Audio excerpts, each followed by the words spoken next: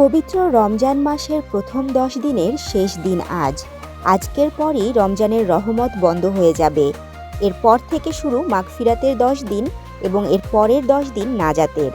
যখন রমজানের প্রথম দিন শুরু হয়, সেদিন থেকে বান্দা যখন সঠিক নিয়তে রোজা রাখে, রমজানের সব হকগুলো আদায় করে, সংযমী হয়, হালাল রুজি দ্বারা সেহরি খায়, হালাল রুজি দ্বারা ইফতার পালন করে, মুখ হেফাজত করে, কারো হক নষ্ট না করে, ঘুষ না খায়, এভাবে সারাদিন কাটিয়ে দেয় এবং এভাবে রমজানের রোজা রাখার নিয়ত করে, তার জন্য আল্লাহর রহমত প্রথম রমজান থেকেই শুরু হয়ে যায়, যা রমজানের শেষ পর্যন্ত অবধারিত থাকে।